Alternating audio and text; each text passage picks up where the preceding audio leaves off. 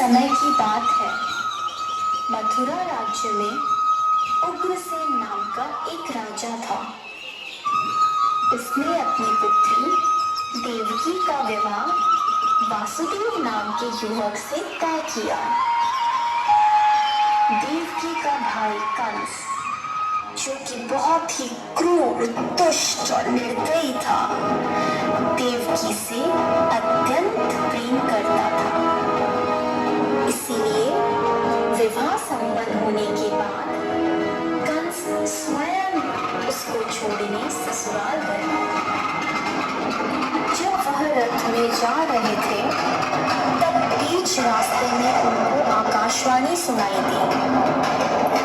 हे दुष्ट कंस, तूने इस धरती पर बहुत पाप किए हैं, इसलिए इस धरती पर से तेरे पाप नष्ट करने के लिए देवकी का 8वां पुत्र जन्म लेगा और वही तेरा विनाश करेगा। यह सुनकर कंस अत्यधिक भयभीत व क्रोधित हो गया। वह बीच रास्ते में से ही रथ को वापस मथुरा ले गया और देवकी और वासुदेव जी को बंदी गृह में डालकर बंदी बना दिया। समय बीतता गया। कुछ समय बाद देवकी की पहली संतान हुई। जैसे ही कंस को इसकी सूचना मिली, कंस ने देवकी की संतान को मार दिया। यह उसके अत्याचार की शुरुआत थी। इस प्रकार कंस ने देवकी के 7 पुत्रों को उनके जन्म के तत्काल बाद ही हत्या कर दी। इससे वासुदेव और देवकी अत्यधिक दुखी थे। पर अंततः इस अंधकार के छटने का समय आ गया, जब भगवान ने धरती पर मानव रूप धारण करते हुए जन्म लिया। उस दिन का घोर अंधेरा और तेज वर्षा हो गई। ऐसे लग्न में भगवान ने धरती पर देवकी की 8वीं संतान बनकर बालक रूप में जन्म लिया। जन्म लेते ही वहां एक दिव्य प्रकाश प्रकट हुआ और उस प्रकाश में से श्री विष्णु भगवान ने अपने पूर्ण अवतार में दर्शन दिए और वासुदेव से कहा, हे वासुदेव, मैंने इस धरती पर कंस जैसे दुष्ट और अत्याचारी मानव का विनाश करने के लिए कृष्ण अवतार में जन्म लिया है। अतः मैं आपसे विनती करता हूँ कि आपके दोस्त नंद के घर ले चलें, जहाँ उनकी पत्नी यशोदा ने बालिका को जन्म लिया है। उस बालिका को यहाँ ले आकर मुझे यशोदा के बगल में सुला दें। ऐसा बोलकर भगवान अंतर्ध्यान हो गए। भगवान ने एक शिशु का रूप धारण किया और एक चमत्कार हुआ। वासुदेव और देवकी बेड़ी मुक्त हो गए। कारागार के द्वार अपने आप खुल गए। जेल प्रहरी गहरी निंद्रा में सो गए और ऐसे समय वासुदेव उस बालक को लेकर नंद के घर चल पड़े। तेज वर्षा के कारण यमुना नदी का बहाव बहुत तेज था, पर यमुना नदी ने वासुदेव और उनके पुत्र के लिए रास्ता बना दिया।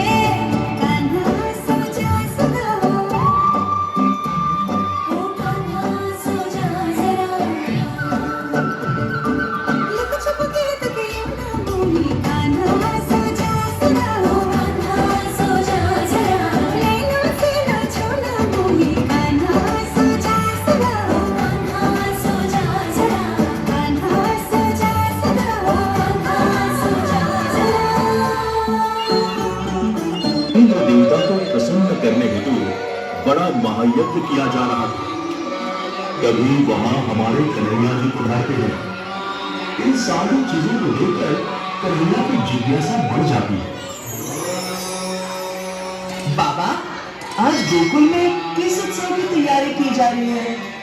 लल्ला, ये इंद्रदेव की पूजा की तैयारी चल रही है। बलराम कृष्ण महामुनि अभिलाष को प्रणाम कीजिए। कल्याणमस्तु। प्रभु, ये इंद्रदेव की पूजा क्यों करते हैं? वर्षा ऋतु के आगमन पूर्व हम इंद्रदेव को प्रसन्न करने हेतु पूजा करते हैं। और यदि ये पूजा न की जाए तो? इंद्रदेव देवताओं का राजा व बादलों का भी राजा है। अगर ये क्रोध में आए तो यहाँ वर्षा होनी बंद हो जाएगी। वृंदावन में अनाज तो क्या, घास का एक तिनका भी नहीं उगेगा और हमें पानी का एक बूंद भी नसीब नहीं होगा। ऐसा है तो मैं इंद्र को देवता नहीं कहूँगा। कोई देवता अपने भक्तों के साथ ऐसा व्यवहार कैसे कर सकते हैं? देवता तो वो होते हैं जो अपने भक्तों की छोटी से छोटी भूल भी मान लेते हैं, अपने भक्तों को एक समान समझते हैं। पर इंद्र का यह व्यवहार तो एक व्यापारी की तरह हुआ ना प्रभु? हे नंद कुमार, हम आपसे सहमत हैं, पर हर प्राणी को अपने अपने इष्ट देवता की पूजा करनी चाहिए। प्रभु, इष्ट देवता किसे कहते हैं? हमारे पालन पोषण के लिए जरूरी सामग्री जो हमें निस्वार्थ भावना से दे और हमें अपने माता समान प्रेम करे, उन्हें इष्ट देवता कहते हैं। हमारा अनाज उगाने के लिए एक सही मात्रा में वर्षा होनी जरूरी होती है, इसलिए हमारे इष्ट देवता इंद्रदेव हैं। यदि ऐसा ही है तो हमारे इष्ट देवता तो हमारी गौ माता होनी चाहिए। सब गांव वाले तो अपने बच्चों को, बुजुर्गों को गाय का ही दूध पिलाते हैं। और हाँ, हमारे इष्ट देवता तो गोवर्धन पर्वत भी होने चाहिए, क्योंकि हमारी गौ माता का निस्वार्थ भावना से पालन पोषण तो गोवर्धन पर्वत ही करता है। मैं तो कहता हूँ हम मनुष्यों को इस धरती माता और हमारे निस्वार्थ प्राणियों की पूजा करनी चाहिए। कृष्ण कन्हैया की ये बातें सुनकर महामुनि अचंभित रह गए। इतनी कम उम्र में जीवन का सार इतनी सहजता से कोई महापुरुष ही बता सकता है। महामुनि जी ने खड़े अंतःकरण से नन्हे कृष्ण को प्रणाम किया और गोकुल वासियों को गोवर्धन पूजा की तैयारी करने का आदेश दिया। कुछ ही समय में ये वार्ता इंद्र को मिली और इंद्र क्रोधित हो गया। किसने किया ये दुस्साहस? कौन है ये कृष्ण? क्या वो ये नहीं जानता कि हम इंद्र हैं? इंद्र, इन सभी देवताओं के राजा। कौन है ये कृष्ण? महाराज, ये बालक वही है जो साक्षात भगवान विष्णु जी का अवतार है। अवतार? किंतु क्या विष्णु जी ये नहीं जानते कि हम कौन हैं? ये बालक कोई अवतार नहीं है, ये सब माया है, माया। और देवता हो या मनुष्य, अवश्य सबको इंद्र को प्रणाम करना चाहिए। मेघराज। जी महाराज। शीघ्र ही वृंदावन जाओ और ऐसी तबाही मचाओ कि वृंदावन में कोई जीवित नहीं बचना चाहिए। गोवर्धन पर्वत को तबाह कर दो। जाओ, जाओ मेघराज, जाओ। अब ये कृष्ण देखेगा कि इंद्र कौन है।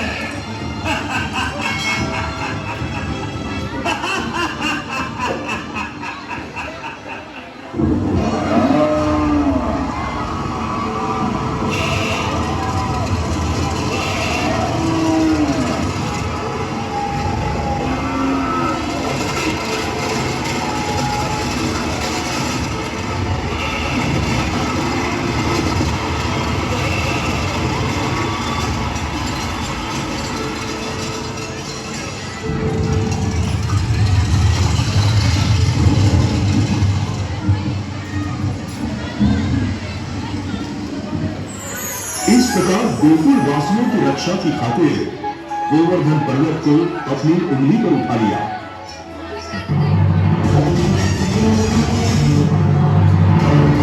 अच्छा खेत मिलेगा।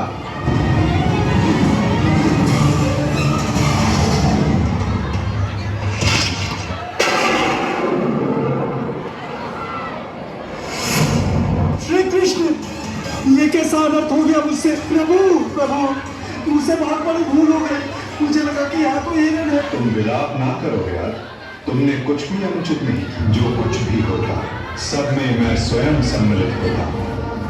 कर्म के चक्र को कोई नहीं टाल सकता। त्रेता युग में मैंने जब श्री राम का अवतार लिया था, तब उस युग में तुम वीर वानर वाली के नाम से प्रसिद्ध थे। और उस युग में मैंने बाण चलाकर तुम्हारा वध किया था। और उस कारण हेतु आज तुम्हारा बाण मुझे आकर लगा है।